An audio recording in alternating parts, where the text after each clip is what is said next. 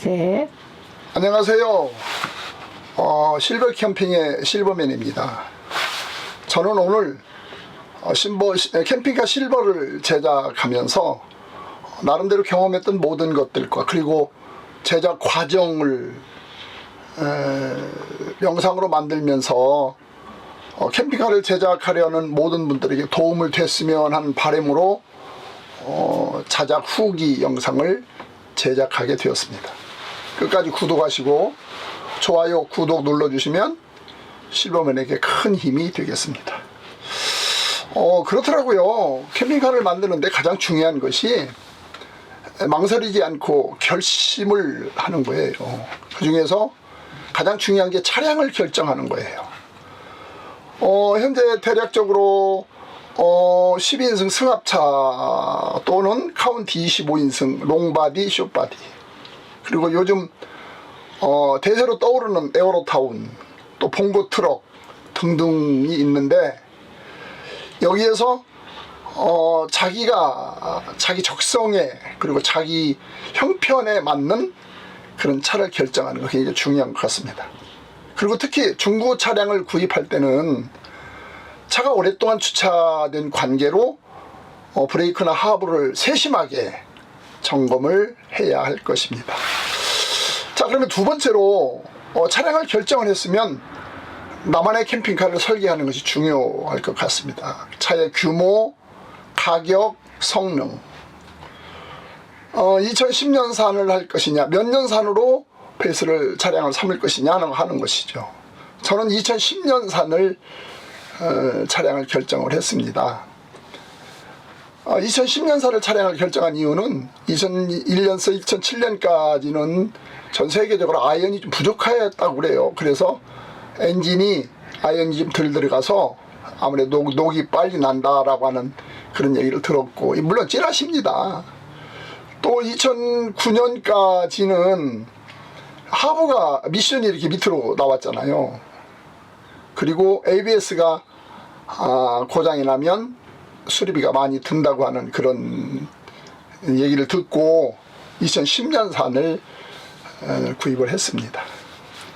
그리고 이제 저희 실버 캠핑카 같은 경우는 샤워실을 만들지 않았어요. 그냥 샤워실을 만들지 않고 손 씻는 개수대만, 손 씻는 곳만 만들었는데, 그런 이유가 있어요. 여러 가지 이유도 있고, 물론 낭설이고 아니면 소문이고 진짜일 수도 있는데, 물을 자주 이 안에서 사용을 하고 그렇게 되면 나무 곳곳에 곰팡이가 핀다고 그러더라고요. 그 말을 듣고 샤워실을 설치하지 않았고요. 아무래도 여름 같은 데는 밖에서 물을 많이 쓰잖아요.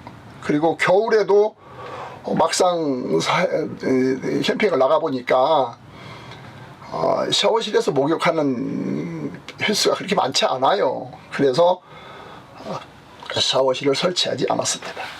세 번째는 업체를 선정하는 것은 굉장히 중요할 것 같습니다. 전국을 다 돌아보지는 않았지만 몇몇 곳을 투어를 했었어요. 근데 그 중에서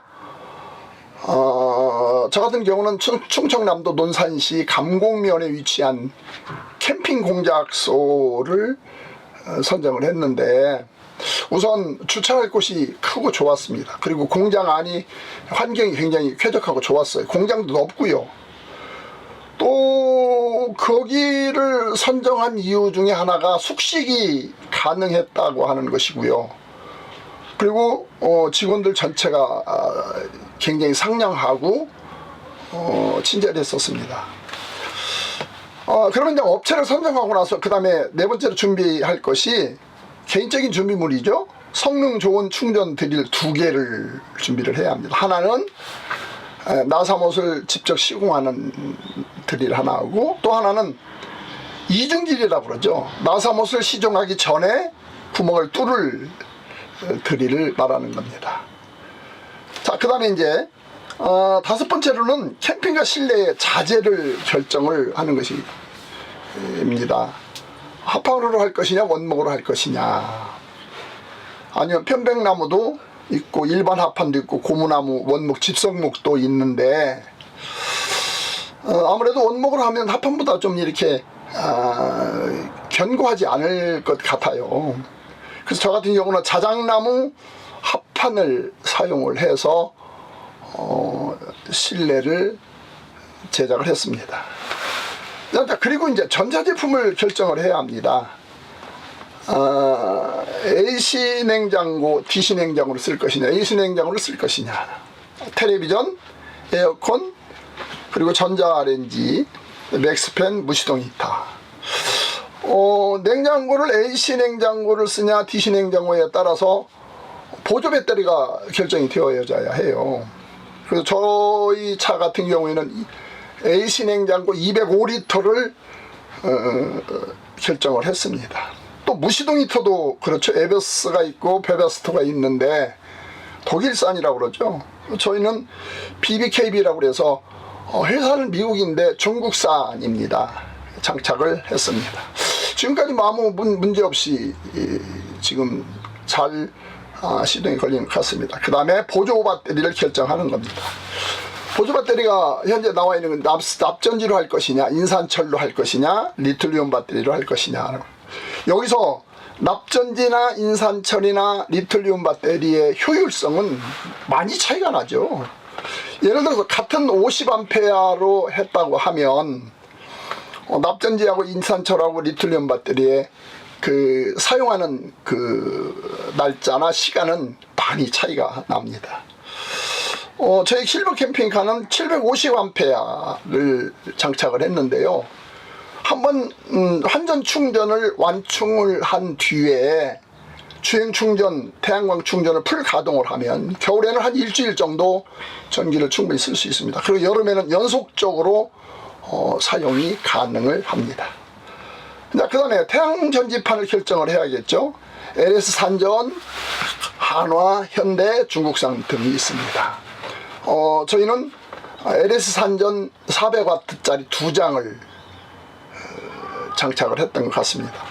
그 다음에 이제 작업 시 주의할 점이 있습니다. 뭐냐면 3일 만에 한 번씩 시동을 꼭 걸어줘야 한다는 것과 일주일에 한 번 정도는 한 2km 정도는 차를 움직여 줘야 한다라고 하는 거예요. 왜? 이유가 있는데 뭐냐면 차가 오랫동안 방치해 두면 하부에 여러 가지 그 기계들이 부식이 되고 문제가 생길 수 있다라는 얘기죠. 자, 그러면 이제 작업 순서를 좀 말씀을 드리면 먼저 실내를 탈거 작업을 했습니다. 그 다음에 두 번째 외부 타공을 했어요. 그래서 한전 인입구를 하고 물 주입구, 외부 사오기, 맥스팬을 장착을 했습니다. 여기서 물 주입구를 다른 차들보다 좀 높게 타공을 했습니다. 그 이유가 뭐냐면 겨울에 동파 방지를 위해서 물이 고배라고 그러죠. 고배를 두어서 물이 모두 빠질 수 있도록 그걸 염두에 두고 물 주입구를 높게 뒤쪽으로 타공을 했습니다. 여기서 한 가지 우리는 설치하지 않았는데 외부에 콘센트를 하나 설치를 하는 것이 중요할 것 같습니다. 사용해 보니까 꼭 필요하더라고요. 그 다음에 어닝 작업을 했는데 어닝이 보통 4.5m를 다는데 저희는 4m짜리를 달았습니다. 그리고 어닝 작업을 하고요. 지붕에 태양광 판넬 작업을 합니다. 그 다음에 네 번째로 CCTV 설치를 하고요. 그리고 후방 카메라 설치를 했습니다. 그리고 이제 각종 타공 작업을 했어요. 그리고 전기 작업을 했는데 배선 작업이죠.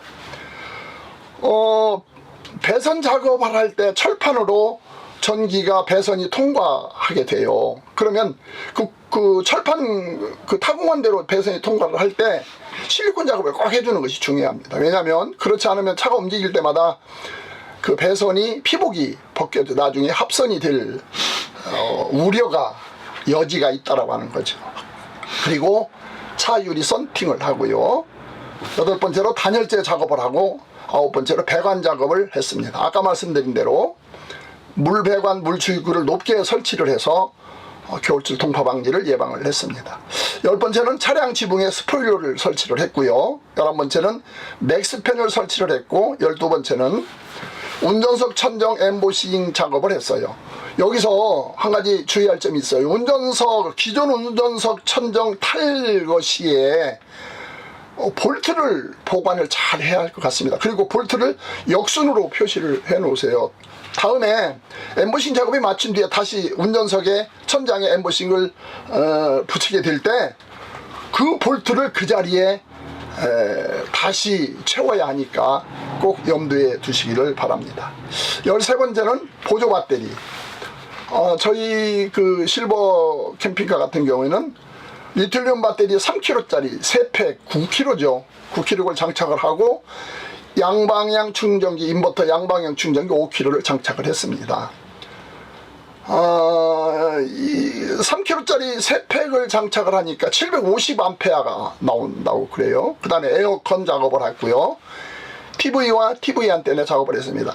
TV 안테나를 달을 때 스카이라이프 대신에 가격이 좀 고가라 보니까 일반 안테나를 설치를 했습니다. 그런데 이 일반 안테나도 장수대마다 다 다르지만 5개 정도 방송을 시청을 가능합니다. 그 다음에 각종 조명 작업을 했고요. 물탱크 작업을 했는데 청수통은 침상 밑에다 350L짜리를 했고 오수통은 양쪽 사이드에다가 오수통 150을 설치를 했습니다. 그 다음에 워터펌프 작업을 했고, 그리고 19번째는 자작 합판으로 상판 작업, 침상 작업, 서랍 작업, 싱크대 작업을 마쳤습니다. 그리고 20번째로 자동차 하부 작업에 프리히터 탈구를 했어요. 프리히터 탈구를 한 이유가 보조 배터리 박스를 설치하기 위해서 프리히터를 탈구를 했습니다. 그리고 21번째 전기 분배기 및 전기 컨트롤 스위치를 작업을 했고요. 그 다음에 22번째로 온수기 작업을 했고, 23번째로 무시동 히터를 달았는데 아까 말씀드린 대로 VVKB인데 회사는 미국 회사인데 중국 제조입니다.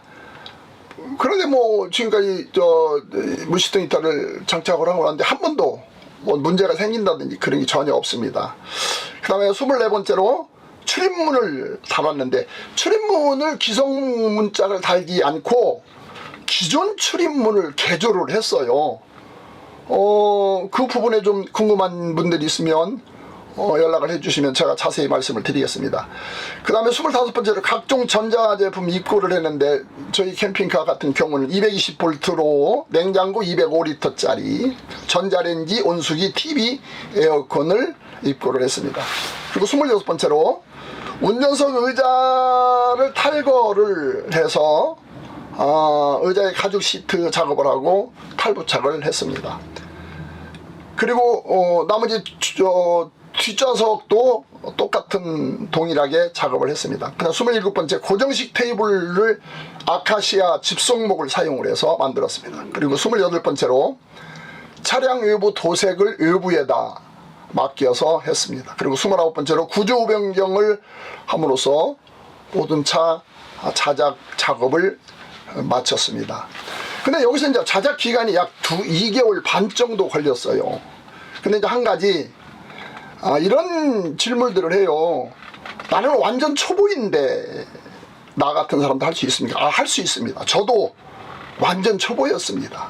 그런데 캠핑 공작소 대표님께서 기술 지원을 하시는데 아주 섬세하게 아주 잘 해주십니다. 그래서 충분하게 자작을 할 수가 있었습니다. 다음 동영상은 자작 캠핑카 실버를 만든 견적서를 동영상을 올리겠습니다. 좋아요, 구독 눌러주시면 대단히 감사하겠습니다. 안녕히 계십시오.